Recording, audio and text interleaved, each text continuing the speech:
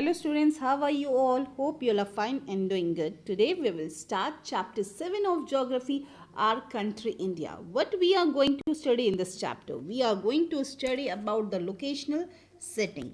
We will see how much India extends from south to north and west to east. Then we will talk about India neighbor and we will see with whom our country India share land boundary and with whom we share our water boundaries. Then coming to the political administrative division, here we will see how we humans have divided our country into number of state, district and talukas for our convenient. Then in physical division, we will see how India is incredibly diverse in contrast of landscape.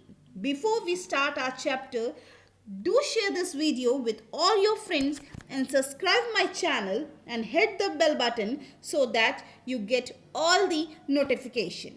Now coming to the chapter, as we know that India is the cradle of one of the oldest civilization on the earth. Our country is quite diverse, which reflects in the diversity of language, culture and relation. India also has a great variety of physical and man-made features. For his geographical experience, it is truly called as a subcontinent.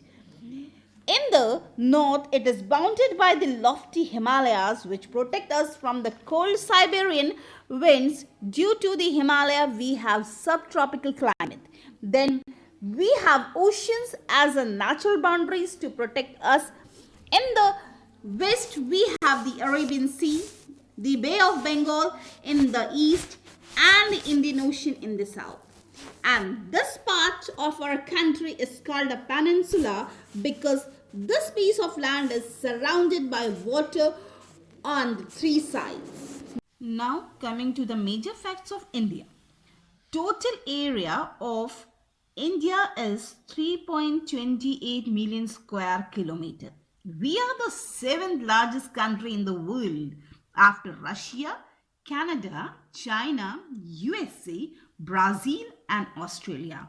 Now when we talk about India on the map, we will discuss north, south extent and east and west extent and the kind of latitudinal and longitudinal dimensional. So north to south, we say it is how much kilometer? It is 3,214 kilometers. East to west, from Arunachal Pradesh to Kutch is about 2,933 kilometers, and by population, India is the second largest country, next nation to the China. If the population will increase like this only, we will be soon become the first to have a largest population.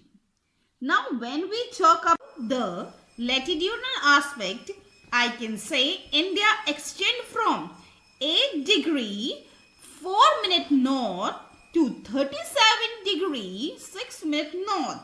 That means on the globe, I can say this is an equator. India totally lies into the region of northern hemisphere because of its 8 degree 4 minute north to 37 degree 6 minute north. So India totally lies in the northern hemisphere. Then again when I talk about the east and the west extent, on the latitudinal extent I can say India lies from 68 degrees 7 minute east to nearly 97 degree 25 minute east. That means if I divide the globe into east and west, I can say India totally lies in the eastern hemisphere, not in the western hemisphere. Now why we are saying that India totally lies in the eastern hemisphere? Because Greenwich mean time is 0 degree longitudinal and you can see that India lie in the eastern hemisphere. That is the reason we used to write east. Now, from 68 degree 7 minute east to 97 degree 25 minute east, as you know that 1 degree is equals to 4 minutes, and from 68 to 97 east, it has 30 degrees. So there is 2 hour time tag. It means in Arunachal Pradesh, sun rises about 2 hours earlier than the Gujarat. So it can create some problem. It is therefore necessary to adapt the local time of some center meridian of a country. So what would be the center for 68 degree east to 97 degree east? It would be 82 degree 30 minute.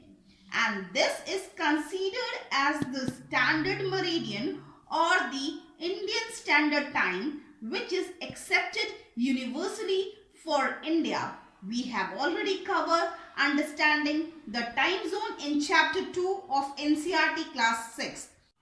Now when we talk about India, you have this region, the coastline boundaries, as you can see. So India has coastline of 7,516.6 kilometer, in contrast to the land frontier, which is much wider, nearly double of it, which is 15,200 kilometer nearly. Now coming up to the map of India, and let's talk about the major ocean. First, India is surrounded by 3 major oceans. The oceans that lie in the east is the Bay of Bengal.